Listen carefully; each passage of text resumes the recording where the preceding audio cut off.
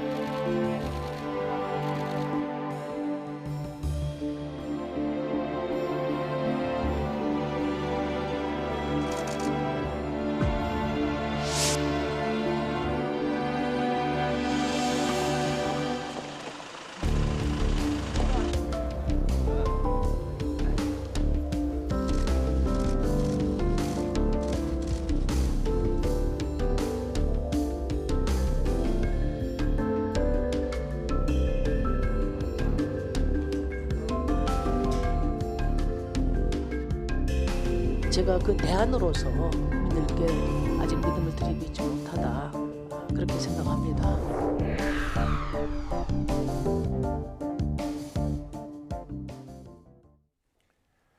대선이 오늘로 55일 남았습니다. 여야 할 것 없이 각종 의혹들이 터져나오고 있는데요. 최재성 전 청와대 정무수석과 함께 전국 현안에 대한 이야기 나눠보겠습니다. 안녕하세요. 안녕하세요. 네. 수석님, 앞서 저희가 광주 아파트 외벽 붕괴 현장을 생중계로 좀 연결을 하려고 했는데 지금 연결을 잘 화면 좀 고르지 못해서 좀 끊겼습니다. 다시 한번 시청자 여러분께 양해 말씀을 좀 드리고, 지금 실종자 한 분이 6분 가운데 한 분이 발견됐다는 소식까지 좀 들어왔습니다. 최근 이렇게 안전사고가 잇따르고 있는데 수석님께서 어떻게 보십니까? 저거는 단순히 안전사고로만 얘기할 수 없을 것 같습니다. 네. 이제 현대산업개발이 지금 2번째인데 광주에서도 이제 철거 때 또 사고가 났지 않습니까? 그래서 저거는 대한민국 국민들이 21세기 대한민국에서 신축 건설 현장에서 저런 일이 일어날 수 있나. 그래서 건축 자재가 떨어져서 혹은 또 일하시는 분이 추락을 하거나 이런 범죄의 일이 아니고, 저거는 이 현대적 공법으로 짓는데 저런 일이 일어날 수 있냐라는 것에 대해서 의구심을 갖거든요. 그래서 저거는 회사 내부에 저런 이 관리 시스템이라든가 또 이런 것들이 좀 점검돼야 될 것 같고요. 반복되는 저런 문제에 대해서 좀 근본적인 진단과 대책이 있어야 될 것 같습니다. 하여튼 더한 건물도 짓고 하는데 신축 현장에서 저런 붕괴 사고가 났다는 것이 이해될 수 없는 부분이죠. 네, 알겠습니다. 지금 이 시점에서도 가장 중요한 거는 실종된, 연락이 끊기신 6분의 그 구조 작업, 수색 작업, 물론 한 분이 지금 발견됐다고 하는데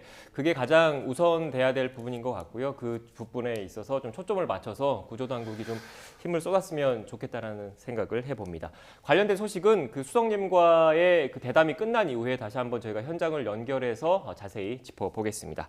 그럼 본격적으로 전국 현안과 관련된 이야기를 해보겠습니다. 수석님, 최근 지지율 추이 계속 꾸준히 보고 계시죠? 윤석열 후보의 하락세가 좀 멈췄다, 반등하는 것 아니냐, 일각에선 이런 분석도 나오고 있던데 수석님께서는 어떻게 보십니까? 예, 그거는 추세상 사실인 것 같습니다. 네. 그래서 한참 국민의힘 내부 김종인 위원장 또 이준석 대표의 갈등 과정에서 추락했던 지지율이 조금 회복되고 있는 추세는 분명한 것 같고요. 지금부터가 비전 선거고 인물 선거인 대통령 선거여서 양당 후보의 진면목, 진검승부가 이제 시작되고 있다, 이렇게 볼 수 있겠습니다. 다만 윤석열 후보의 경우에는 역대 어떤 대통령 후보, 유력한 대선 후보에서 찾아보기 힘든 그런 지지율의 추이를 보이고 있어요. 2달이라는 짧은 시간에 15%에서 20%씩 등락을 거듭했거든요. 한 번이 아니고. 네. 그래서 이거는 후보의 이제 불안정성이 결국 반영된 것 아니냐. 그래서 아마 후보들이 앞으로 더 떨어지지는 않을 거예요. 이제 대선이 얼마 안 남았기 때문에. 네. 그래서 후보의 불안정성을 어떻게 이제 극복을 하느냐가 윤석열 후보는 관건이 되겠고요. 이재명 후보의 경우에는 소위 말해서 안정적인 40% 돌파.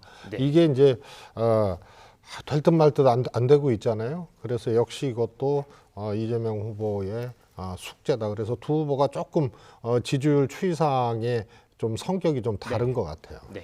지금 수석님께서 그 윤석열 후보의 하락세가 멈추고 반등하는 것 아니냐 이런 분석이 있다는 저의 질문에 대해서 추세상 사실인 것 같다고 말씀을 해주셨잖아요. 근데 그 민주당 내부에도 그 연구원이 있지 않습니까? 내부 조사에서도 그렇게 나옵니까? 그거는 제가 확인을 못 해봤습니다만 최근에 몇 개 조사에서는 물론 대부분이 이제 ARS 조사라 가지고 조금 이 유선하고 혼합 비율이 높다거나 이런 조사하고는 조금 차이가 있습니다. 그래서 야당 국민의힘 윤석열 후보가 늘 잘 나왔던 이제 조사들이기 때문에 단정할 수 없습니다만 추세를 보자면 그것은 맞는 추세이다 이렇게 볼 수 있겠습니다. 네. 이런 가운데 지금 심상정 후보가 어제 밤부터 지금 일정을 좀 잠정 중단한 상태지 않습니까? 그리고 앞선 뉴스에서 저희가 속보로 그 선대위원들이 일괄 사퇴하기로 했다라는 그 얘기까지 좀 전해드렸는데 심상정 후보의 지지율이 이렇게 답보 상태 이렇게 올라서지 못하는 이유는 뭐라고 보십니까? 역시 그 조금 단순히 이번 이제 대선 요 공간에서만 분석할 문제가 아니고요. 네.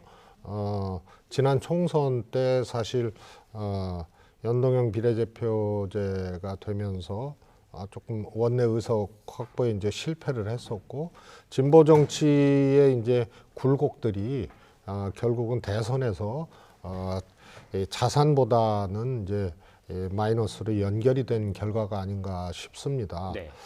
그리고 양당 후보가 이제 아주 거세게 이제 붙고 있는 그런 상황에서 또 안철수 후보의 이제 약진이 결국은 심상정 후보의 공간을 많이 이렇게 봉쇄해 버린 것 아닌가 싶습니다. 네, 제가 이 질문을 수석님 드린 게 지금 야권에서는 단일화 논의가 물론 그 양당 모두 지금 부인을 하고 있는 상황이지만 국민의힘과 국민의당의 후보 사이에 단일화 논의가 있을 것이다 이런 이야기가 계속 나오고 있지 않습니까? 그래서 심상정 후보와 민주당과의 단일화도 지금 논의가 되는 것 아니냐 이런 정치권 일각의 분석도 있는 것 같더라고요. 저는 개인적으로는 이제 인위적인 이제 단일화나 합정연행 이런 것은 과거 정치적 방식이기 때문에 네. 찬성하지를 않습니다. 그래서 진보정당은 진보정당 나름대로 자신들이 왜 집권해야 되는지 또 국민들의 판단을 왜 받아야 되는지를 진보 정치 입장에서 얘기를 하는 것이 그것이 온당하다고 보고요. 그래서 인위적이거나 이제 기술적인 단일화가 국민들에게 꼭 점수를 얻는 시대는 이제 좀 지났다 이렇게 보고 있습니다. 그래서 특별히 민주당 내에서도 심상정 후보와 단일화를 추진하거나 또 그렇게 타진하거나 이런 것은 없는 걸로 알고 있습니다. 네, 수석님께서 인위적인이라고 말씀을 하셨는데 뭐 당장 뭐 정당이 주도적으로 추진을 하지 않더라도 대선 막판에 직전까지 갔을 때 초접전 양상을 보였을 때는 뭐 인위적인 것과 상관없이 표심이 만약에 또 여권도 단일화해야 되는 것 아니냐 이렇게 얘기가 나오면 추진할 수도 있을 거다라는 얘기가 나오던데요. 이제 그게 이제 과거 네. 셈법이거든요. 계산법인데 뭐 물론 이제 제 생각이 뭐 많은 동감을 정치권에서 얻는 거는 아닙니다. 네. 그러나 실제적으로 그러면 득실을 따져보더라도 국민들이 거기에 찬성을 해주고 점수를 줘야 되는데 사실 그럴 것이냐 이제 이런 문제가 있고요. 특히 이제 안철수 후보의 경우에는 사실 충성도 높은 그 지지율이 반영된 것이 아니고 사실은 윤석열 후보 쪽에 이제 실망한 사람들이 일시적으로 안철수 후보한테 가면서 네. 최근에 지지율이 이렇게 반등한 그런 경우거든요. 그래서 계속 후보를 지지하겠다라는 안철수를 지지하겠다고 응답하는 사람들의 후보 계속 지지 여부가 사실은 비율이 낮아요. 네. 그래서 이 문제는 단일화를 하더라도 윤석열 후보로 단일화된다고 안철수 후보 지지율이 다 가거나 그러지는 않거든요. 또 이것이 이제 구시대적이고 또 너무 기능적이기 때문에 대한민국의 진로를 어떻게 할 것인가를 제시해야 되는 선거에서 이 과거 셈법으로는 당연히 해야 되지만 네. 점수 얻기는 어렵다고 봅니다. 네, 그러니까 정치공학적 셈법으로 득실을 따지는 것보다 민심을 바라보고 묵묵히 걸어가는 게 정도다 이런 그렇습니다. 말씀이신 예. 것 같은데 그 최근 송영길 대표 관련해서는 뭐 실점을 많이 하는 것 아니냐 이런 또 얘기도 좀 나오고 있더라고요. 관련된 녹취가 있는데 녹취를 듣고 수석님 의견을 들어보겠습니다.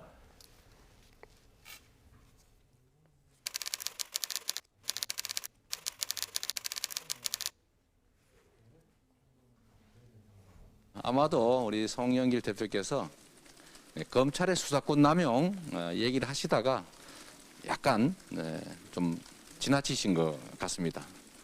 그러니까 약간 넘으신 것 같습니다. 그러니까 뭐 적절히 이해해 주시면 좋겠습니다. 그건 무슨 정치적 의도를 가지고 하신 말씀은 아닌 것 같습니다.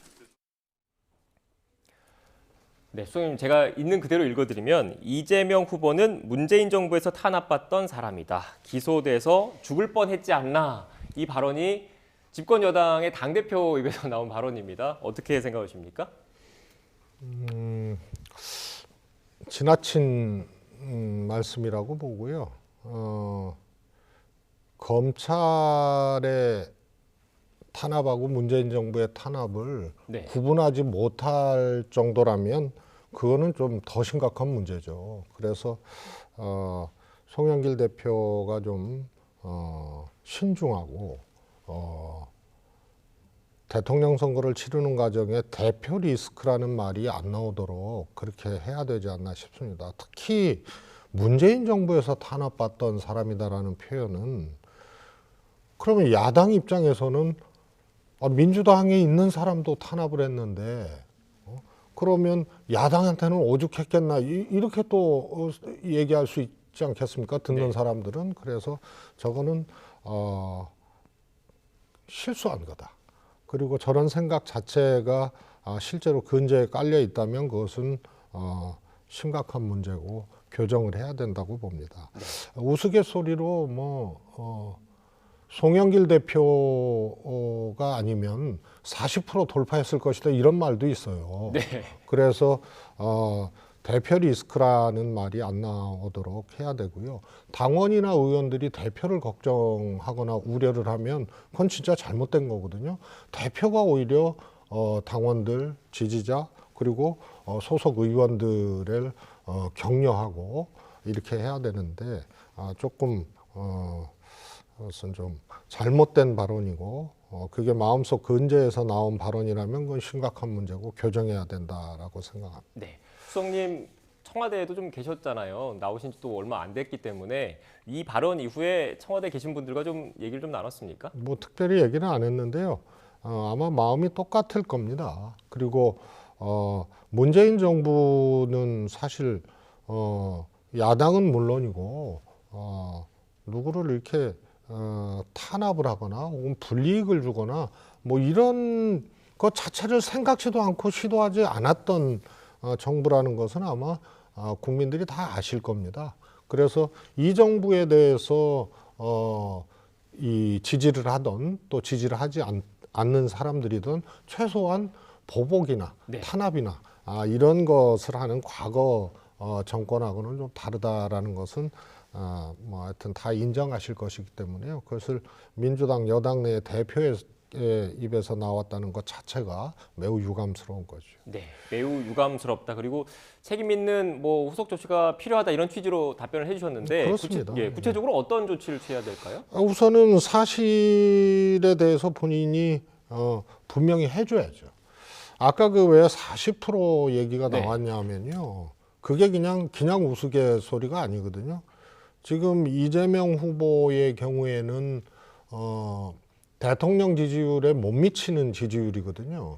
그러면 결국은 뭐 유시민 장관도 며칠 전에 언급을 했습니다만 민주당과 여권의 지지층 전체를 네. 지금 결집시키고 지지를 받지 못하다는 얘기거든요. 그런데 대표가 저런 말씀을 하시니까 40% 돌파라는 것이 장애되는 것이죠. 네. 그래서 우선 지지층을 결집시키는데 조그만 바리케이트라도 치워야 되는 거지, 그거를 쌓는 순간 40% 돌파가 어렵다는 것이 산술적으로도 그렇고 현실적으로도 분명한 진단이기 때문에 대표 때문에 40% 못 넘는다, 이게 단순한 농담은 저는 아니라고 봅니다. 네. 대표 때문에 40% 못 넘는다는 농담 주로 친문 인사들 사이에서 나오는 겁니까? 아니 실제로 지지층 전체가 결집을 하면 네. 넘을 수가 있는 거 아닙니까? 근데 아직 충분한 결집이 이루어지지 못하고 있기 때문에 40% 돌파가 안 되는 거죠. 네, 알겠습니다. 뭐 결국은 지금 이재명 후보 앞에 놓인 가장 큰 과제, 이른바 마의 40%를 돌파를 하고 외연을 확장하는 부분인 거잖아요. 근데 또 일각에서는 이 외연 확장과 관련해서 김종인 전 그 위원장 이름이 나오더라고요. 민주당에서 러브콜 보내는 것 아니냐 이런 얘기 나오던데 사실입니까? 그거는 뭐 제가 보기에는 소설이라고 얘기하기에도 너무 자기적인 거라고 봅니다. 네. 그거는 뭐 있을 수 없는 일이고요. 물론 이제 지난 총선 때 비상대책위원장을 하셨지만 네. 또 국민의힘으로 가서 총선, 보궐선거, 이번 대선 좌초했지만요. 이렇게까지 몸 담았던 분이기 때문에 지금 상황에서 다시 러브콜을 하거나 모신다는 것은, 그거는 뭐 일부 누가 그런 생각을 할 수는 있겠습니다만 후보나 당에서는 선택하기 어려운 거라고 봅니다. 네, 지금 관련해서 박용진 의원의 발언이 좀 나가고 있는데 일부의 의견일 뿐이다 이런 말씀이신 거죠? 그렇습니다. 그리고 박용진 의원도 발언을 보면 네. 이재명 후보에 대해서 우호적이라는 느낌이고 민주당 승리 가능성을 김종인 대표가 높게 얘기했다, 뭐 이런 정도지. 여기 뭐 여기 가서 모시기 위해서 박용진 후보가 애를 썼다거나 또 그게 전체 입장이 또 그런 방향으로 가는 것은 분명히 아니죠. 네, 원론적인 얘기일 뿐이지 구체적으로 움직임은 없다 이런 말씀으로 들리네요. 이번 선거, 네. 꼭 이번 선거뿐만은 아닌데요. 특히 이번 선거에서 아주 특이한 점이 하나 있습니다. 예전 방식으로 소위 외연 확장을 꾀했던 거는 네. 실패를 했거든요. 예를 들어서 민주당 대표까지 지냈던 김한길 대표가 저쪽에 새시대 준비위원장을 했지 않습니까? 네. 그러면 과거 같으면 들썩들썩 해야 돼요. 그런데 찻잔 속의 미풍도 안 됐거든요. 그리고 결국 사퇴하셨고, 네. 그래서 흘러간 녹음기 틀듯하는 그런 이제 선거 전략이나 이런 것은 외연 확장이 아니고 오히려 걸림돌이 되는 거죠. 김종인 대표도 그분의 또 나름의 이제 명예도 있는 것이고, 또 그런 방식으로 다시 또 저쪽에 몸담았던 분을 금방 다시 이쪽으로 모셔서 한다는 것 자체가 저는 구시대적이고 과거로 퇴행하는 방식이기 때문에 그것도 점수 따기 어렵다고 봅니다. 네, 알겠습니다. 일단 뭐 외연 확장과 관련해서 그리고 마의 40% 돌파와 관련한 수석님의 의견을 들었는데 그 과정에서는 또 여러 의혹들을 좀 극복을 하는 게 중요한 문제지 않을까 싶습니다. 그런데 지금 어제 이재명 후보의 변호사비 대납 의혹을 최초로 제보한 그 제보자가 숨진 채 발견됐다라는 소식을 저희가 전해드렸는데 관련해서 야당은 공세 수위를 높이고 있습니다. 녹취를 먼저 듣고 오겠습니다. 전국 각지에서 대장동 게이트로 시작된 무고한 죽음들에 대해서 이재명 후보는 즉각 사과하고 후보직에서 물러나야 한다는 국민 여론이 들불처럼 일어나고 있다고 합니다. 이재명의 데스노트가 있는 것이 아닌가 할 정도로 해당 의혹 폭로 이후에 민주당과 이재명 후보 진영의 고소고발 압박을 받았다는 증언도 전해지고 있습니다. 이재명 후보와 민주당은 어떻게든 거리를 두려고 안간힘을 쓰고 있지만 다수의 국민들은 왜 유독 이재명 후보 주변에서 죽음의 행렬이 이어지고 있는지 의구심이 깊어지고 있습니다. 네, 야당 국민의힘에서 이렇게 강하게 공세 수위를 높였는데 일단 민주당 입장에서는 직접적인 관련이 없다라는 게 일차적인 입장인 거죠. 그렇습니다. 그 어느 사안도 최소한의 합리적인 의심을 하려면 네. 뭔가 이제 건덕지가 있어야 될 거 아닙니까? 네. 그런데 이 소위 변호사비 대납이라는 주장은 그 근거 자체를 상상으로 연결하기도 참 어려워요. 그래서 사망하신 분과 또 같이 이 녹취 시도를 했던, 어떻게 보면 이제 공동으로 작업을 한 거죠. 그 최모 씨라는 분이 전모를 털어놓은 거 아닙니까? 네. 그래서 사업하는 분을 이재명 후보 변호를 맡았던 그 이모 변호사에게 소개하는 과정에서 과장되게 하기 위해서 유도했고, 애당초 그걸 녹음해서 하자라는 그런 이야기를 사망하신 분과 나누고 나도 동참해서 한 거다, 이런 이제 자백을 했기 때문에요. 이것은 설정 자체가 될 수 없는 그런 문제라고 생각을 하고요. 민주당에서도 이 녹취하신 그 두 분에 대해서 고발을 했습니다. 그래서 수사가 진행 중이고요. 네. 그래서 이 문제는, 그리고 뭐 3억 가까이 이제 이재명 후보가 변호사비가 들었다고 밝혔는데 그것도 작은 돈 아니거든요. 그걸 왜 몇십억 들었다고 설정을 하고 거기에 소설을 쓰고 무슨 전환사채로 어떻게 했다 그러고 뭐 이런 이제 가상의 소설을 갖고 정치 공세를 하는 것은 그건 온당치가 않고요. 아마 야당도 이거 잘 털어보면요, 이게 합리적 의심의 가치도 없다는 것을 아마 잘 알 건데요. 이제 이 선거 시기인 만큼 저렇게 추상적인 공세를 하는 것 같습니다. 그야말로 이것은 뭐 도깨비 장난 같은 사건입니다. 네, 그러니까 녹취록이 조작됐다. 그러니까 녹취 조작 의혹의 당사자다. 이게 지금 민주당의 입장인 건가요? 첫 번째로 녹취 자체를 의도를 갖고 했다는 것을 실토를 했고요. 그래서 변호사를 소개를 하면서 거기서 일종의 이제 소개비를 받기로 했던 모양이에요. 그러니까 그 외형을 크게 하기 위해서 이재명 후보를 끌어들였고, 다른 어떤 정치적 목적이 있었는지는 모르지만 그 녹취 자체를 의도적으로 하고 유도를 했다. 그래서 이모 변호사가 거기에 대해서 호응을 하질 않아요. 뭔 소리냐고 하고 이렇게 가는 거죠. 그 다음에 두 번째로 녹취 자체를 소위 말해서 이제 편집해서 공개를 한 점, 이런 점 등을 문제를 제기를 한 거죠. 네. 그런데 뭐 지금 일단 뭐 지난 시간에도 그랬지만 지금 한 분만 나오셔서 제가 또 국민의힘 입장에서 좀 질문을 드리면, 그런데 지금 어떻게 보면 공교롭게도 이재명 후보 관련된 의혹과 관련돼 계신 분들이 잇따라 이렇게 유명을 달리하는 경우가 지금 나오고 있기 때문에 이걸 어떻게 바라봐야 되느냐, 이게 좀 문제가 있는 것 아니냐, 이렇게 또 공세를 하고 있더라고요. 여기에 대해서는 어떻게 생각하십니까? 아니 그러니까 뭐 소위 말해서 아니 땡 굴뚝에 연기 나겠냐, 뭐 이런 이제 옛날 관점에서 보면 뭐 그럴 수가 있는데요. 앞서 두 분은 이제 대장동 관련된 그렇죠. 심리적 압박, 또 마지막에 또 사망하신 분은 또 이제 일종의 이제 손해배상 청구라든가 뭐 이런 징계, 이런 것에 대한 이제 압박이 있었기 때문에 두 분들의 심리적 압박은 저는 굉장히 컸을 거라고 봅니다.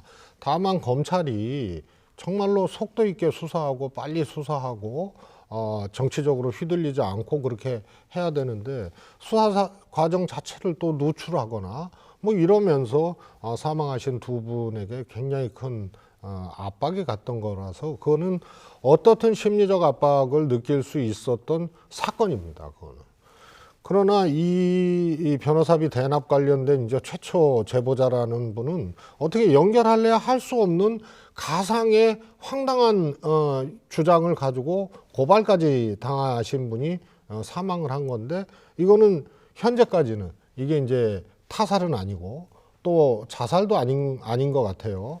그래서 이제 심근경색이나 뭐 이런 말이 있는데 좀 더 이제 결과가 나와봐야겠습니다만, 네. 그렇다면은 이렇게 연결시킬 수는 없는 거죠. 네, 그것과 관련해서 조금 전에 그 부검 결과 1차 소견이 좀 나온 것 같아요. 제가 좀 간략하게 좀 정리를 해드리면 일단 서울경찰청이 국립과학수사연구원으로부터 그 부검 결과를 받았는데, 그 타살 혐의점은 없다라는 1차 소견이 나왔고요. 그리고 이 씨가 평소 앓던 심장 질환으로 사망한 것으로 추정되고 특이 외상은 발견되지 않았다는 구두 소견을 전달받았다고 밝혔다는 이 내용이 조금 전에 들어와서 관련된 내용 제가 좀 소개를 해드렸습니다.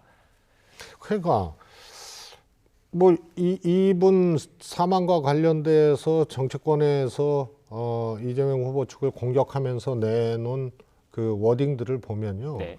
주검, 두렵다, 우연치고는, 아수라, 뭐 이런 거예요. 그래서 이렇게 이제 단순 사망 사건이라면 사실은 저런 추상적으로 괜히 이제 공포스럽게 음습하게 이렇게 프레임을 씌우려는 저런 것에 대해서는 각성을 해야 된다고 봅니다. 네. 그런데 또 그 유족 측 입장에서는 이런 얘기도 보도에 좀 나오고 있는 것 같더라고요. 이 돌아가신 분께서 압박감을 좀 느꼈다라는 얘기도 지금 보도에서 나오고 있고 또 검찰 수사가 관련된 검찰 수사가 미진하다, 속도를 내지 못하고 있다 이런 하소연을 했다라는 보도 좀 있는 것 같아요. 여기에 대해서는 어떻게 생각하십니까? 검찰이 조금 속도를 내야 되는데요. 두 가닥 네. 아닙니까? 상상 속에서 이재명 후보가 이분들의 말처럼 실제로 수십억을 변호사비로 지출을 하고 이 다른 방식으로 이것을 은폐를 했다. 뭐 이런 게 이제 이 소위 말해서 한 가닥이 있고요. 하나는 민주당에서 고발한 이 허위 사실로 이렇게 한 부분에 대해서 수사해 달라는 건데요. 사실 첫 번째 거는 그냥 이미 압수수색 다 했고요. 빨리 결론을 내면 됩니다. 근데 두 번째 이 사망하신 분과 또 최모 씨에 대해서 민주당이 고발한 거는 속도를 내야죠. 속도를 내서 두 개 다 이제 빨리 규명을 해야 되는데 조금 미진한 느낌이 있습니다. 네. 그리고 또 요 얘기만 하고 다음 주제로 넘어갈 텐데 유족 입장에서는 그런 생각을 하실 수도 있을 것 같아요. 그러니까 어떻게 보면 또 한 분이 유명을 달리 하셨기 때문에 녹취 조작 의혹 당사자다. 먼저 이렇게 규정을 하고 비판을 할 게 아니라 먼저 돌아가신 분에 대해서 안위에 대해서 좀 걱정하고 염려해 주는 게 도리 아니냐 이런 또 지적을 하실 수도 있을 것 같은데 여기에 대해서는 어떻게 그러니까 생각하십니까? 이재명 후보가 그렇게 말씀을 하셨죠. 네. 이 사안 자체에 대해서 반론을 하신 게 아니고 안타깝고 명복을 빈다는 말씀을 하셨고요. 네. 그래서 후보자가 그것은 아주 이성적으로 또 인간적으로 잘 말씀을 하신 것 같습니다. 네, 알겠습니다. 그럼 다음 주제를 좀 얘기를 해봐야 될 거. 이번엔 윤석열 후보 측 관련된 이야기를 나눠봐야 할 것 같은데 부인 김건희 씨가 한 유튜브 매체와 나눈 총 7시간 정도 되는 분량의 대화가 곧 그 지상파 방송을 통해서 공개될 예정이다. 이런 보도들이 나오고 있는데요. 관련된 녹취를 듣고 수석님과 이야기 이어가겠습니다. 세상에 어느 대선 후보 부인이 기자와 7시간씩 통화를 하겠습니까? 그거 하나만 보더라도 어떤 성격의 소유자인지는 짐작이 가실 거다. 저는 이렇게 생각합니다. 이재명 후보자가 형수님에게 쌍욕을 한 그 예. 녹음 동영상이 있어요. 예. 그것은 피해를 입은 당사자가 자신의 피해를 알리기 위해서 공개한 것이에요. 그것에서조차 선관위는 처음부터 끝까지 틀어야 된다는 거예요. 근데 어떤 언론사도 처음부터 끝까지 지금 튼 적이 없잖아요. 그렇죠? 만약에 이 녹음 파일이 있으면 예.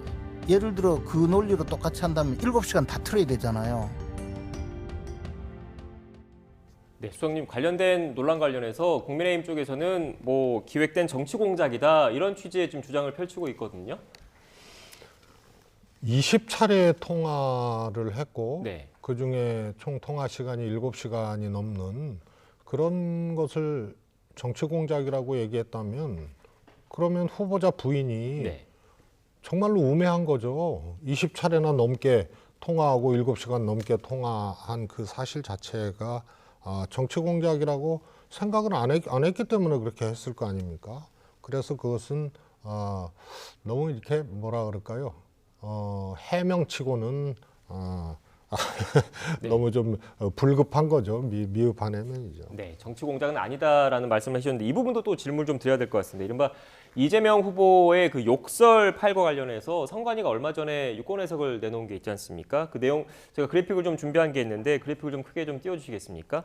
일단 핵심은 녹음 파일의 그 원본을 유포하는 것만으로는 공직선거법 위반된다고 단정하기 어렵다. 그러니까 욕설이 포함된 녹음 파일의 원본을 공개하는 것만으로는 선거법 위반이 아니다라는 취지, 아니라고 볼 수 있다라는 취지의 얘기를 했고요. 다만 녹음 파일 가운데 후보자의 욕설 부분만을 자의적으로 편집한 것은 문제 소지가 있다. 이렇게 선관위가 그 유권 해석을 내렸습니다. 앞서 김재원 의원 저희가 그 녹취를 좀 들려드렸는데 거기서 얘기하는 7시간 관련된 주장이 이 선관위 유권 해석과 연관이 돼 있는 거거든요. 그러니까 지금 선관위의 논리대로 한다면 지금 부인 김건희 씨의 음성 녹취도 지상파 방송에서 편집해서 일부분만 틀 게 아니라 전부 다 틀어야 된다. 이런 논리 구조예요. 어떻게 생각하십니까? 그거는 우선 처음에 출발점이 다르거든요. 네. 이재명 후보의 경우에는 사인 간의 대화고요. 김건희 씨의 경우에는 언론인과의 통화거든요. 그래서 언론인과의 통화는 다 취재입니다. 네. 그렇지 않습니까? 그래서 취재가 아니면은 아니라고 아예 전제하고 하는 것이고요. 그래서 언론사의 문제와 사인 간의 통화의 문제는 근본적으로 성질이 다른 겁니다. 네. 그래서 선관위 판단도 뭐 원본을 트는 거는 괜찮다 정도만 볼 것이 아니고 유세차에서 튼다거나 편집하거나 자막을 넣는다거나 이런 것은 공공의 이익에 부합하기보다는 특정한 목적을 갖고 하는 것이다. 요게 한 세트거든요. 그런데 김건희 씨의 경우는 언론인하고 통화를 계속하고 그것을 언론에서 보도를 하겠다는 것이기 때문에 요거는 알 권리 차원의 문제이기 때문에요. 조금 이 논쟁과 공방의 내용이 조금 다릅니다. 네. 그래서 이 방송국의 이 경우에도 방송의 경우에도 그러면 7시간을 다 틀어야 된다는 논리는 선관위 판단하고 요 성질이 다른 것이다. 그러면은 대한민국 뉴스나 방송에서 어떤 이런 유사한 사건, 녹취 관련된 사안이 있으면은 그럼 100% 다 틀어야 된다는 거죠. 네. 그래서 앞선 거는 사인과의 대화를 선거 시기에 했을 때 어떻게 할 것인가라는 선관위 판단이고요. 그러나 후보자 비방이나 낙선을 목적으로 해서는 안 된다는 것을 분명히 한 거고요. 이 경우에는 언론사의 국민들의 알 권리 차원에서의 보도 자체를 놓고 똑같이 이렇게 하는 것은 그건 궤가 다른 거죠. 네, 궤가 다르다 이렇게 그렇습니다. 말씀하셨는데 이번에 또 국민의힘 입장에서 제가 질문을 좀 드려야 될 것 같은데 이 얘기를 하신 분들도 계시더라고요. 저희 현행 법상 당사자끼리의 통화 내용을 녹음하는 것은 법적으로는 문제가 없는 거지 않습니까? 그런데 이 통화 녹취를 그 제3자, 그러니까 다른 그 자신의 녹취를 한 그 매체 기자가 자신의 매체에서 관련된 내용을 보도한 게 아니라 다른 매체, 제3의 그 방송국을 통해서 한다는 게 법과 법률 위반 여부에 대해서는 추가적으로 좀 논쟁의 여지가 있겠지만 취재 윤리에도 좀 문제가 있는 것 아니야 이런 주장을 또 하시는 분들이 계시더라고요. 그거는 예를 들어서 법률적인 문제는 아닌 것 같고요. 그리고 아마 언론 관계자끼리 언론사끼리 이제 그런 경우들이 아마 있었을 겁니다. 네. 자신의 매체에서 다 틀지 못하고 또 다 보도하지 못하고 이런 것에 대해서 동의하는 다른 매체하고 정보를 공유하거나 또 뉴스 내용을 분할하거나 뭐 이런 것들은 왕왕 있어 왔던 걸로 알고 있기 때문에요. 네. 이것을 전체적으로 국민들의 알 권리 차원에서 할 것이냐 말 것이냐의 문제로 보면 될 거고요. 그것이 법적으로 어떤 문제가 있는 걸로 저는 그렇게 알고 있지는 않습니다. 네, 알겠습니다. 여야 그 후보 간에 뭐 관련된 의혹을 공히 좀 나눠봤고요. 마지막으로 간략하게 짧게 좀 부탁드릴게요. 그 문재인 정부의 종전 선언 뭐 사실상 물 건너간 거라고 봐야 되는지를 좀 간략하게 말씀드리겠습니다. 노력을 계속 하고 있고요. 네. 최근에 뭐 제가 알기로는 북측에서도 조금 이렇게 성의 있는 변화, 꼭 그게 이제 종전선언만을 의미하는 것은 아니고요. 전체적인 이제 태도 변화나 이런 것들이 좀 기류가 조금 감지되는 것 같습니다. 그래서 종전선언을 임기 내에 끌어낸다는 것을 장담하기는 어렵지만 마지막까지 최선을 다하면 꼭 임기 전 아니더라도 가교를 놓을 수 있는 그런 상황은 되지 않느냐 생각을 합니다. 네, 알겠습니다. 남북관계 관련해서 어떻게 좀 진행될지 추가로 좀 지켜봐야 될 것 같고요. 시간이 다 돼서 최재성 전 청와대 정무수석과는 그만 이야기를 마쳐야 될 것 같습니다. 오늘 말씀 고맙습니다. 감사합니다.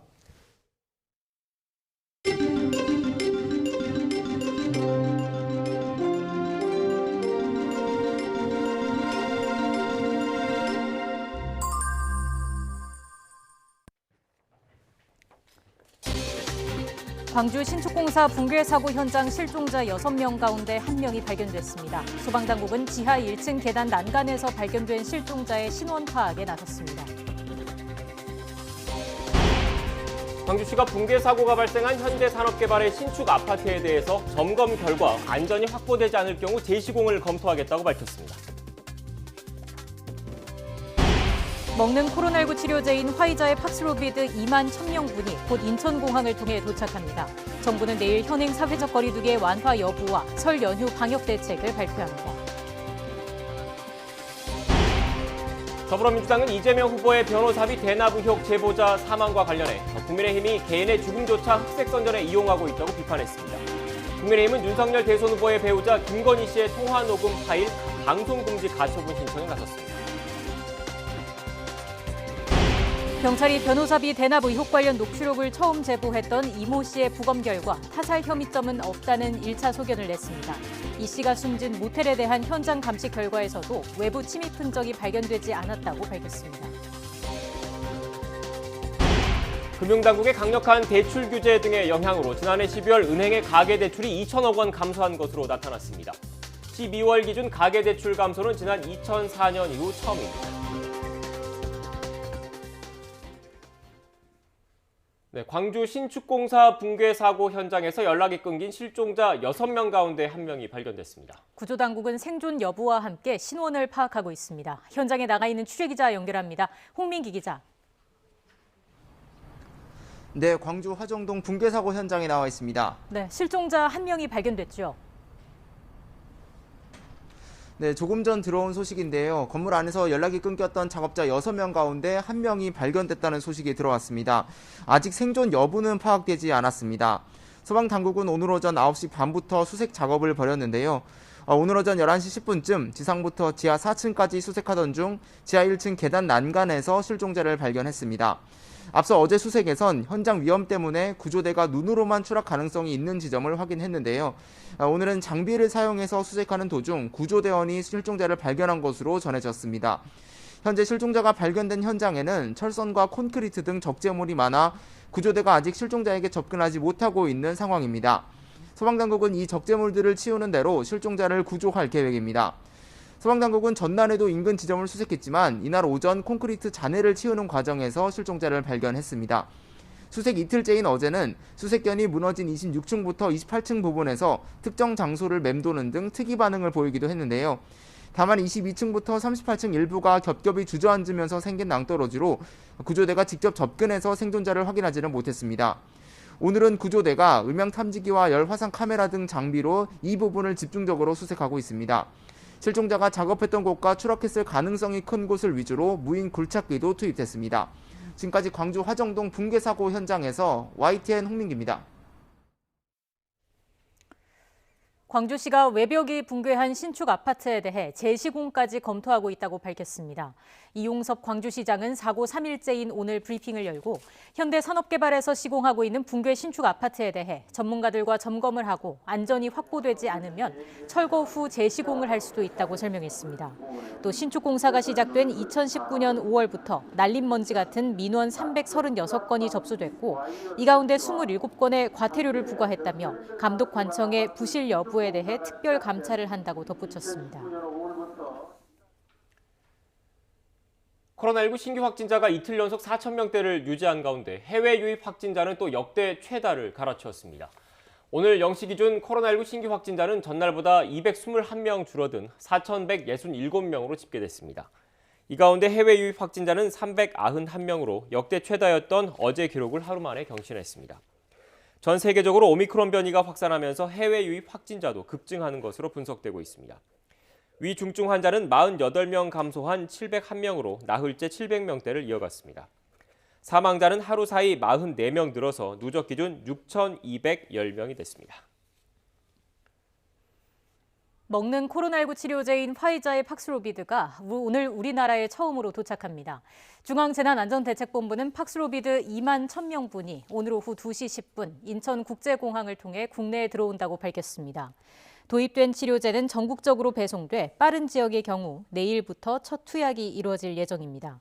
중대본은 또 이달 말까지 팍스로비드 10,000명분이 추가로 들어오는 등 순차적으로 계약 물량이 도입된다고 설명했습니다.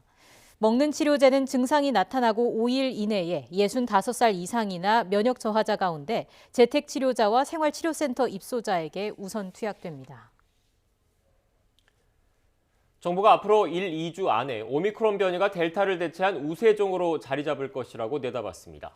중앙사고수습본부는 지난주 기준 오미크론 검출률이 12%를 넘어섰다며 앞으로 1, 2주 안에 50%를 넘겨서 우세종이 될 것이라고 진단했습니다. 이에 따라 오미크론이 빠른 속도로 델타 변이를 대체해 전체 유행을 주도하면서 전체적인 확진 규모를 반등시킬 것으로 우려했습니다. 특히 미국이나 영국 등 해외 상황을 보면 오미크론이 우세종이 되면서 유행이 커진 뒤 한 달이 채 되지 않은 시차를 두고 입원 환자가 빠르게 늘어 의료 체계가 압박받고 있는 점을 주시하고 있다고 전했습니다.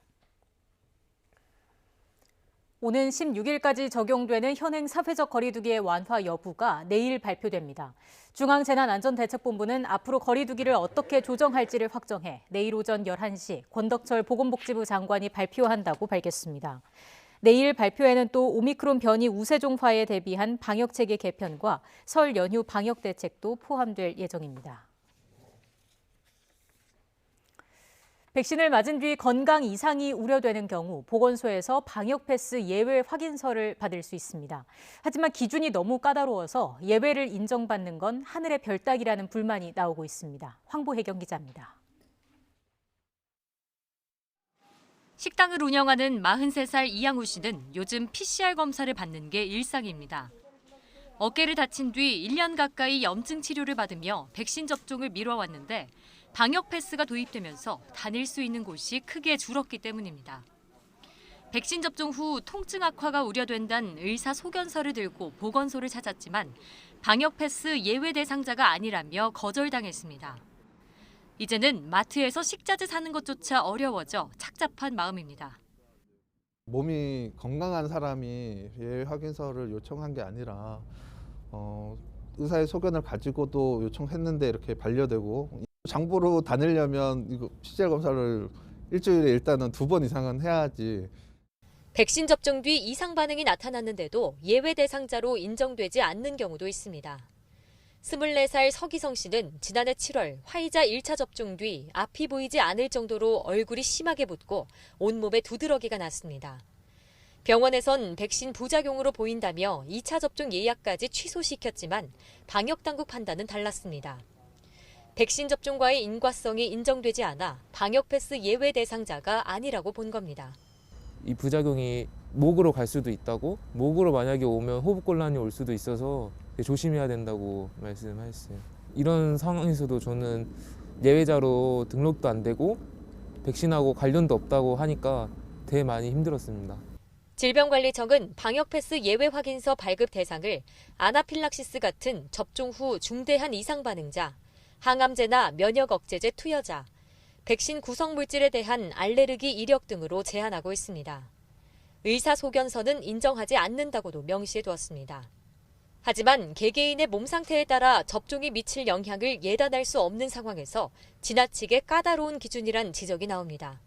다양한 여러 가지 백신 관련된 부작용이 있을 수가 있는데 아주 확정적으로 확인된 4가지 경우 이외에는 인정을 안 해주니까 이분들이 백신 맞기 싫은 것도 아니고. 반면 예외 대상자 범위를 넓힐 경우 감염 위험이 더욱 커질 수 있다는 목소리도 적지 않습니다. 물론 백신을 못 맞으신 분들의 입장을 이해는 합니다만 그만큼 감염 위험도는 높아진다 이렇게 보고 있고 향후에 오미크론이 더 확산을 하게 되면 더 위험성은 높아진다 이렇게는 보고 있습니다. 질병관리청은 현행 기준이 안전한 다중이용시설 이용을 위한 조치라면서도 백신 접종 연기 사유를 늘릴지 검토하고 있다고 밝혔습니다. YTN 황보혜경입니다. 지난주 전 세계적으로 1,500만 명 이상이 코로나19 확진 판정을 받아 주간 기준 역대 최고치를 기록했습니다. 세계보건기구 WHO 기술자문그룹은 코로나19의 새로운 변이가 등장하는 상황에서 기존 백신을 반복적으로 추가 접종하는 건 실행 가능한 전략이 아니라고 밝혔습니다. 강성욱 기자입니다. 세계보건기구 주간 통계를 보면 지난 3일부터 9일까지 보고된 전 세계 신규 확진자 수는 1,515만 4천여 명으로 집계됐습니다. 한 주 전보다 55%나 증가한 것으로 주간 기준으로는 사상 최다를 기록했습니다. 사망자 수는 4만 3,400여 명으로 한 주 전보다 3% 늘었습니다. 국가별 확진자 수는 미국이 한 주 전보다 73% 증가한 460만여 명으로 가장 많았습니다. 프랑스와 영국, 이탈리아, 인도가 그 뒤를 이었습니다. 지역별 증가율은 동남아시아가 418%로 최고였고 아메리카는 78%, 유럽은 31%의 증가율을 보였습니다. 아프리카는 유일하게 11% 감소했습니다. 다만 아프리카는 사망자 수가 84% 증가해 유럽과 동남아시아가 감소세를 보인 것과 대비됐습니다. 이런 가운데 세계보건기구 기술자문그룹은 코로나19의 새로운 변이가 등장하는 상황에서 기존 백신을 반복적으로 추가 접종하는 것은 지속 가능한 전략이 아니라고 밝혔습니다. We have not seen yet data with respect to a fourth dose, and we would like to see this data before we can make any recommendation. But at the same time, we are rather concerned about a strategy that entangles repeated vaccination within a short term. WHO는 오미크론 변이와 같이 전염성이 강한 새로운 코로나19 변이에 대응하기 위해서는 새 백신이 개발될 때까지 기존 백신을 개량할 필요가 있다고 주장했습니다. 궁극적으로는 코로나19 중증도와 사망을 막을 뿐만 아니라 감염과 전파의 효과가 큰 새로운 백신이 개발돼야 지역사회 전파를 막아 방역조치 강도를 낮출 수 있을 것이라고 밝혔습니다. YTN 강성욱입니다. 이재명 더불어민주당 대선 후보의 변호사비 대납 의혹 관련 녹취록을 처음 제보했던 이모 씨의 부검 결과 타살 혐의점은 없다는 1차 소견이 나왔습니다. 서울경찰청은 국립과학수사연구원으로부터 이 씨가 평소 앓던 심장질환으로 사망한 것으로 추정되며 특이 이상, 외상은 발견되지 않았다는 구두 소견을 전달받았다고 밝혔습니다. 경찰은 CCTV상으로 이 씨가 지난 8일 밤 10시 45분쯤 객실에 들어간 뒤 다른 출입자는 없었다면서 현장 감식 결과 외부 침입 흔적이 발견되지 않았다고 덧붙였습니다. 이 씨는 그제 저녁 8시 40분쯤 서울 양천구에 있는 모텔에서 숨진 채 발견됐습니다. 국민의힘은 윤석열 대선 후보의 배우자 김건희 씨의 통화 녹음 파일을 방송할 예정인 언론사를 상대로 법적 조치에 나섰습니다. 이양수 선대본부 수석 대변인은 김건희 씨와의 통화를 녹음한 파일을 유튜브 채널 기자에게서 넘겨받아 방송을 준비 중인 언론사를 상대로 방송금지 가처분 신청을 내기로 했다고 밝혔습니다. 이와 함께 해당 방송의 선거법 위반 여부에 대해서 중앙선거관리위원회에 유권 해석도 요청하기로 했습니다. 해당 녹음은 유튜브 채널 기자가 김건희 씨와 과거 통화한 내용을 녹음한 7시간 분량으로 일부를 확보한 언론사가 방송을 준비 중인 것으로 알려졌습니다. 정의당 심상정 후보가 모든 선거운동을 중단한 채 향후 선거 대응 방안 숙고에 들어간 가운데 선거대책위원들이 일괄 사퇴를 결정했습니다. 정의당 이동영 수석대변인은 오늘 서면 브리핑을 통해 선대위가 현재 선거 상황의 심각성을 인식하고 선대위원장직을 비롯한 모든 선대위원이 일괄 사퇴하기로 뜻을 모았다고 밝혔습니다. 이 수석대변인은 다만 심 후보와 소통을 통해 내린 결론은 아니라면서 선대위는 향후 대선과 관련해 심 후보의 결정을 기다릴 것이라고 YTN과의 통화에서 설명했습니다. 국방부는 북한이 지난 11일 발사한 탄도미사일과 관련해서 상승 단계에서의 최대 속도가 마하 10이지 활공 속도가 마하 10이라는 말은 아니라고 강조했습니다. 부승찬 대변인은 오늘 정례 브리핑에서 우리 군은 탐지뿐만 아니라 요격 능력도 보유하고 있다면서 이같이 말했습니다. 국방부는 그러나 이 미사일의 활공이나 하강 속도가 극초음속 미사일의 평가 기준이 되는 마하 5 이상으로 비행했는지 여부는 밝히지 않았습니다. 북한의 잇따른 탄도미사일 발사에 대해서 미국이 제재 카드를 꺼내들었습니다. 미국 재무부는 탄도미사일 프로그램 개발에 관여한 북한인 6명 등을 제재 대상에 올렸다고 발표했고 국무부도 모든 적절한 수단을 활용하겠다고 강조했습니다. 김진호 기자입니다. 미 재무부 해외자산통제실은 북한 대량 살상 무기와 탄도미사일 프로그램 개발에 관여한 북한 국적 6명과 러시아인 1명, 러시아 단체 한 곳을 제재 대상에 올렸다고 발표했습니다. 특히 제재 대상에는 북한 국방과학원 소속이 다수 포함됐습니다. 국방과학원은 북한의 국방 관련 연구와 첨단 무기 개발을 주도하는 핵심 기관으로 한국의 국방과학연구소와 비슷한 역할을 하고 있습니다. 지난 5일과 11일 탄도미사일 시험 발사 역시 국방과학원이 주관했습니다. 재무부의 제재 대상에 오르면 미국 내에 있는 자산이 동결되고 이들과 거래하는 것이 금지됩니다.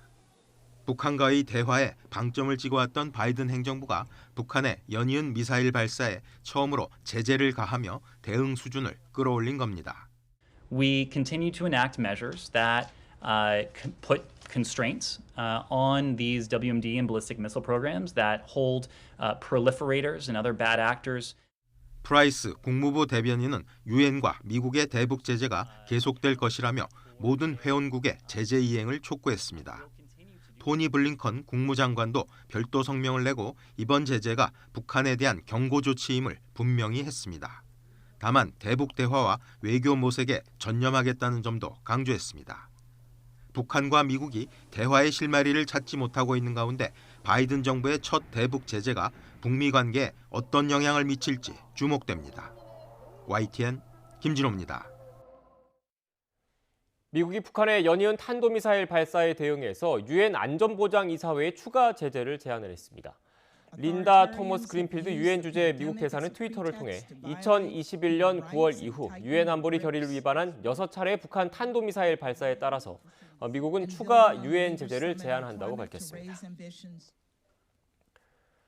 문재인 대통령은 전투기 추락 사고로 순직한 고 심정민 소령의 명복을 빌고 유가족에게 위로를 전했습니다.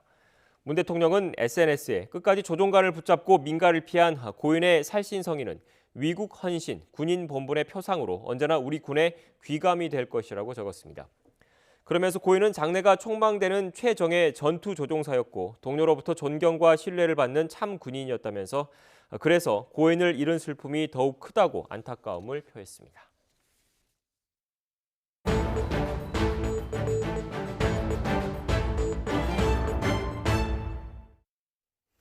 정용진 신세계그룹 부회장의 멸공 발언 논란이 소비자들의 불매와 구매 운동, 이른바 보이콧과 바이콧 대결로 이어지고 있습니다.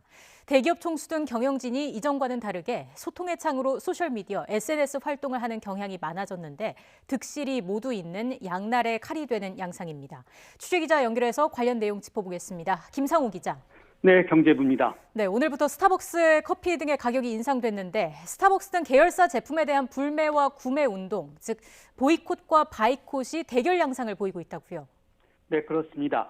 멸공 논란에 휩싸인 정용진 부회장은요, 인스타그램 게시글 하단에 멸공 해시태그 일부를 삭제하는 등 뒤늦게 수습에 나섰지만 논란은 여전합니다. 보이콧과 바이콧의 대결, 페이스북 등 온라인상에서 계속 뜨겁습니다. 최근 정 부회장은 멸공 발언 논란과 관련해서 본인은 정치적 의도가 전혀 없었다고 잇따라 해명했었는데요. 그렇지만 대선 국면에 세력 간의 관계로 느껴지면서 댓글을 통한 치열한 경론과 함께 제2의 라운드로 이어지는 양상입니다. 특히 보이콧과 바이콧 대결은 스타벅스의 가격 인상 예고까지 겹치면서 오늘부터 1일 석잔 이런 식의 바이콧과 또 불매가 답이다 이런 식의 보이콧을 더 부채질했는데요.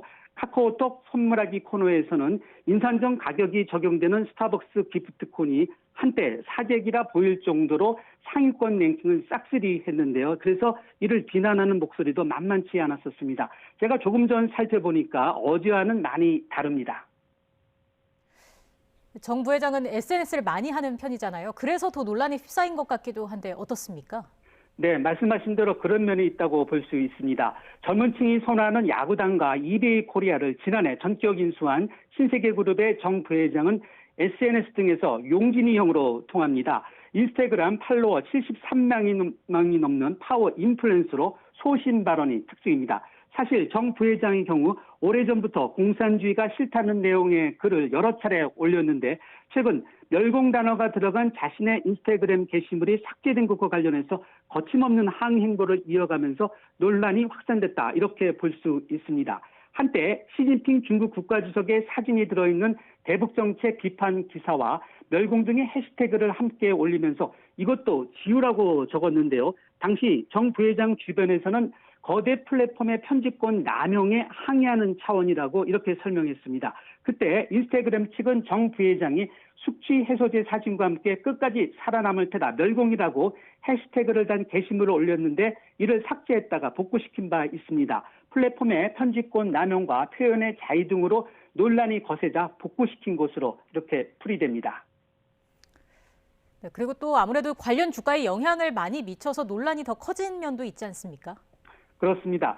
주식시장이 기본적으로 요즘 좋지는 않지만 그래도 지수보다 더 많이 떨어지는 경우가 있었는데요. 멸공 발언 논란이 주가에 크게 영향을 미쳤다는 것이 시장 전문가들의 대체적인 분석입니다. 예를 들면 지난 10일 경우 신세계 그룹 관련 주가가 급락했었는데 하루 사이에 신세계 그룹 관련 주가로 하락을 해서 수천억 원이 날아간 셈입니다.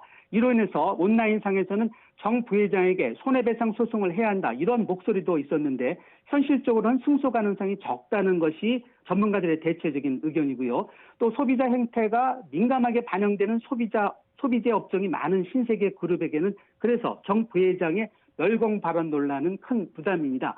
이런 논란으로 인해서 신세계 그룹 관련 주가가 한때 급락했다가 다시 반전하는 등 냉탕과 온탕을 오가고 있는 상황입니다. 오늘 주가는 논란 이전과는 큰 차이는 없어 보입니다. 네, 앞서 저희가 SNS 얘기를 좀 해봤는데 다른 대기업 총수들은 이 SNS를 어떻게 생각하고 있는지도 궁금한데요. 대기업 오너나 경영진들의 그 SNS 소통이 늘어난 것은 지난 5년 사이다, 이렇게 보는 것이 타당할 듯 싶습니다. 지난 2017년에 당시 김상조 공정거래위원장이 언론사 인터뷰에서 재벌 총수들은 은둔에서 벗어나서 대중 앞에 비전을 제시하고 소통해야 한다, 이런 발언을 많이 했었는데요. 이렇게 말을 하면서 경영진의 사회와의 소통을 기업의 사회적 책임의 일환의 맥락으로 언급하기도 했습니다. 현재 공개된 개인 SNS를 통해서 운영하는 인물을 보면요. 정용진 부회장이 단연 가장 활발하고요. 최태원 SK그룹 회장, 대한상임회장을 지낸 박용만 전 두산인프라코 회장, 그리고 정태영 현대카드 및 현대커머셜 부회장 등이 꼽히고 있습니다. 네, 오너 등 경영진의 SNS 활동 당연히 득실이 있겠죠. 네, 소통이라는 문제 그 어느 때보다도 더 중요하게 떠오른 시대인데요. 대기업 오너, 총수, 경영진이 너무나도 잘 알고 있습니다. 최태원 SK그룹 회장, 현재 대한상임회장이기도 한데요. 최 회장의 말을 통해서 한번 짚어보겠습니다. SNS 하는 문제에 대해서 최 회장은 지난해 말 기자간담회에서 이렇게 말을 했습니다.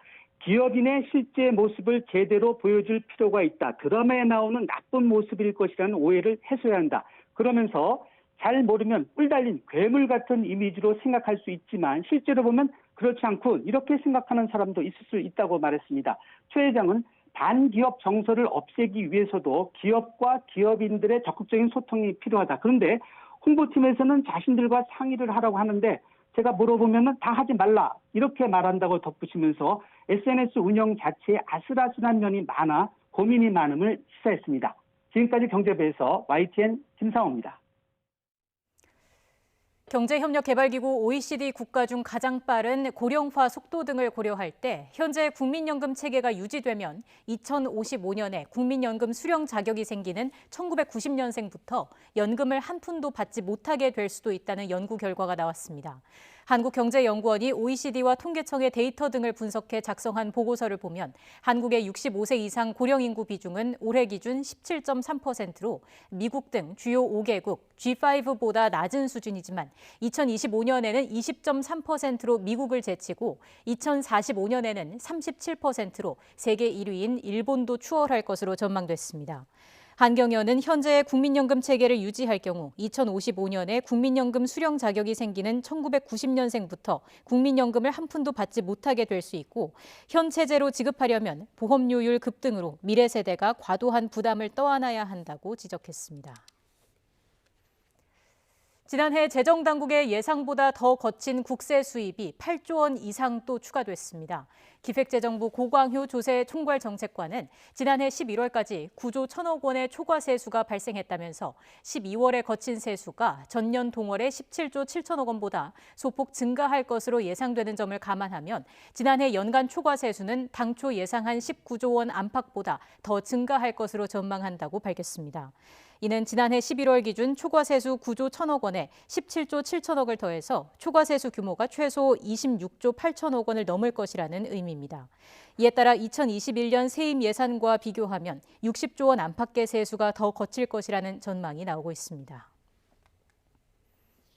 금융당국의 강력한 대출 규제와 연말 상여금 유입 등으로 지난해 12월 은행의 가계대출이 2천억 원 감소했다고 한국은행이 밝혔습니다. 가계대출 가운데 주택담보대출은 2조 원 늘어난 데 비해 신용대출이 대부분을 차지하는 기타 대출이 2조 2천억 원 줄어 전체적으로 가계대출은 2천억 원 감소했습니다. 12월 기준 가계대출 감소는 지난 2004년 1월 관련 통계가 작성된 이후 처음이고 기타 대출 2조 2천억 원 감소도 통계 작성 이후 최대치라고 한국은행은 설명했습니다. 지난해 12월 소비자 물가지수가 40년 만에 최대폭인 7%나 급등하는 등 새해 들어서도 미국의 물가 오름세가 심각한 것으로 나타났습니다. 금리 인상 시기가 빨라져서 3월부터 이루어질 수 있다는 전망에 힘이 실리고 있습니다. 워싱턴 강태욱 특파원의 보도입니다. 미국 노동부는 지난해 12월 소비자 물가지수가 지난 1982년 6월 이후 가장 큰 폭으로 상승했다고 밝혔습니다. 전월인 11월의 6.8%보다 큰 7%입니다. 다만 전월 대비로는 0.5% 올라 11월 0.8%보다 오름폭이 둔화했습니다. 주거비와 중고차, 식료품이 지난달 물가 상승을 주도한 것으로 나타났습니다. 특히 물가 급등의 주범으로 꼽히는 중고차 값은 전월보다 3.5%, 지난해 같은 달보다 37.3% 치솟았습니다. 공급망 차질과 상품 수요 쏠림 현상으로 빚어진 인플레이션 사태가 최근 오미크론 변이로 더욱 심각해지고 있는 겁니다. But the pandemic itself has and continues to disrupt the supply chain. And so when you have an elevated level of demand, but the supply can't keep up, that is a recipe for price increases. And sure enough, that's what we're seeing. 여기에 부족 상태인 노동력 공급이 오미크론 변이 확산으로 더욱 줄어들면서 비용 상승을 부채질했다는 분석입니다. 기업들이 부족한 일손을 채우느라 급여를 올리면서 소득이 늘어난 가계의 씀씀이가 커졌고 기업은 불어난 인건비를 감당하려 상품 가격을 올리면서 물가 상승의 악순환이 일어나고 있다는 겁니다. 중앙은행인 연방준비제도는 인플레이션 억제를 최대 과제로 천명했습니다. We will use our tools to support the economy and a strong labor market and to prevent higher inflation from becoming entrenched. 이에 따라 이르면 3월 기준금리 인상을 시작할 것이라는 관측이 더욱 탄력을 받고 있습니다. 시장은 물론 최근 연준 내부에서도 3월 금리 인상 시작을 촉구하는 공개 발언이 잇따르고 있습니다. 연준은 올 한 해 3차례 인상을 시사했는데 시장에서는 4차례 이상 이루어질 것이란 전망까지 나오고 있습니다. 워싱턴에서 YTN 강태욱입니다. 자신이 생산한 농산물과 가공 제품을 온라인을 통해서 소비자에게 직접 판매하는 농민이 늘고 있습니다. 코로나19 장기화로 비대면 방식의 쇼핑이 늘어난 것도 영향을 끼쳤는데 농가의 매출이 늘고 소비자들의 반응도 좋다고 합니다. 김학무 기자의 보도입니다. 우유를 생산해 치즈나 요거트 등 유가공 제품을 만들고 체험 프로그램을 진행하는 농장입니다. 코로나19 영향 탓에 방문객이 없어 썰렁한데 농장 한편에 있는 작은 스튜디오는 시끌시끌합니다. 농장 대표가 온라인으로 실시간 판매에 나선 겁니다. 직접 소를 키우고 농사를 지어서 산지직송으로 아이들 먹을 유제품을 생산해서 보내드리는 바보 아빠입니다. 산지직송으로 오늘 당장 받으시는 거고요. 매주 진행하는 라이브 방송 덕에 지난해 매출이 전년보다 월 평균 2배 이상 늘었습니다. 제일 중요한 것은 진정성인 것 같습니다. 소비자들에게 이 제품에 대해서 정확하고 내가 열심히 만들었다는 이야기를 소통을 통해서 도라지를 먹기 좋게 가공해 판매하는 이곳은 인터넷을 통한 마케팅으로 수출까지 성공했습니다. 지역 농업기술원에서 온라인 마케팅 교육과 컨설팅을 받은 게 주요했습니다. 온라인 채널을 통해 판매를 시작한 후 매출도 2배 이상 향상하였고 수출도 꾸준히 늘고 있습니다. 농축수산물과 가공제품의 온라인 전자상거래 규모가 매년 25%나 성장하는 가운데 참여 농가의 평균 매출액이 17% 이상 오른 것으로 나타났습니다. 저변 확대를 하기 위해서 저희가 농업인 대상으로 이런 라이브 커머스 활동을 할 수 있도록 교육을 확대를 할 거고요. 그리고 장비 지원이나 생활 전반의 비대면 방식의 유통이 자리 잡으면서 농산물과 가공제품의 온라인 판로가 확대되고 농가 소득도 함께 늘고 있습니다. YTN 김학무입니다. 엘살바도르 정부의 비트코인 투자가 마이너스 수익률을 기록 중일 것으로 추정된다고 블룸버그 통신이 현 시간 12일 보도했습니다. 나이브 부켈레 엘살바도르 대통령은 엘살바도르가 전 세계에서 처음으로 암호화폐 비트코인을 법정 통화로 채택한 지난해 9월 무렵부터 정부 돈으로 비트코인을 사들였습니다. 엘살바도르 정부는 비트코인 매수 시점과 단가 등을 공개하고 있지 않지만 블룸버그는 부켈레 대통령이 트위터를 통해 공개한 내용을 토대로 최소 1,391개의 비트코인을 사들였다고 계산했습니다. 현재 비트코인 가격이 4만 달러대로 떨어져 12일 시세 기준 비트코인 1,391개의 가격은 약 6,100만 달러 수준으로 매수 금액 대비 14%인 약 1,000만 달러, 120억 원의 손실을 기록한 것으로 추산되고 있습니다.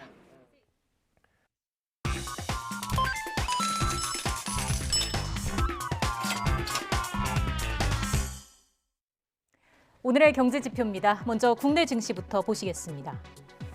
어제 큰 폭으로 올랐던 코스피, 오늘은 개인의 매도세에 기세를 펴지 못하고 있습니다. 장 초반 상승 마감한 미 증시의 영향으로 오르는 듯했지만 미 연준이 3월에 첫 금리 인상에 나설 가능성 등이 악재로 작용하는 모습입니다. 코스닥 상황은 더 좋지 않습니다. 하락세가 이어지는 가운데 980선에서 거래가 되고 있습니다. 이어서 미국 증시 상황 보시죠. 주요 지수 모두 상승 마감했습니다. 지난달 소비자 물가 상승률이 40년 만에 최고치를 기록했지만 시장 전망치를 벗어나지 않았다는 안도감에 올랐습니다. 이어서 이 시각 환율 상황 보시겠습니다. 달러화 약세와 안전자산 선호 심리 완화 등으로 원달러 환율은 하락세를 보이고 있습니다. 1,180원대 후반에서 거래가 되고 있고요. 미안 원 직거래 환율은 1위안당 186원 선 기록하고 있습니다. 마지막으로 국제유가입니다. 미 원유 재고가 2018년 이후 최저로 감소하고 오미크론 변이에 대한 우려가 줄면서 또 급등했습니다. 지금까지 오늘의 경제지표였습니다. 정오가 지난 지금도 칼바람이 매섭게 불고 있습니다. 제가 나와 있는 이곳 도심공원도 오늘따라 무척이나 한산한 모습인데요. 현재 서울 기온 영하 4도, 칼바람의 체감온도는 영하 10도 안팎까지 떨어져 있습니다. 오늘 외출하실 때 방한용품 챙기셔서 체온 조절 잘해주시기 바랍니다. 현재 서울 하늘은 맑게 드러나 있습니다. 하지만 제주도와 서해안을 중심으로는 눈구름대가 유입되고 있는데요. 일부 호남과 제주 산간에는 5cm 안팎의 눈이 내리면서 대설주의보도 내려진 상태입니다. 오늘 밤까지 호남 서해안과 제주 산간에 최고 8cm, 그 밖에 호남 내륙과 제주도에도 최고 5cm의 눈이 더 내려 쌓이겠습니다. 빙판길 미끄럼 사고에 각별히 유의하시기 바랍니다. 오늘 중북부 지방은 종일 영하권에 머물겠습니다. 서울 영하 4도, 대전 0도, 광주 1도, 부산 4도가 예상됩니다. 영하 10도 안팎의 한파는 내일 잠시 주춤하겠습니다. 하지만 주말 밤부터 휴일 오전까지는 중서부 지방에 눈이 조금 오겠고 휴일 오후부터는 다시 날씨가 추워져 다음 주 후반까지 강추위가 계속될 전망입니다. 동해안 지역은 대기가 무척 메마른 데다 바람까지 강하게 불고 있습니다. 오늘까지 대형 산불 주의보도 발령 중인 만큼 불씨 관리 철저히 해주시기 바랍니다. 지금까지 YTN 원희다입니다. 뉴스 앤 이슈 마치겠습니다. 잠시 뒤 더 뉴스가 방송됩니다. 시청해주신 여러분 고맙습니다.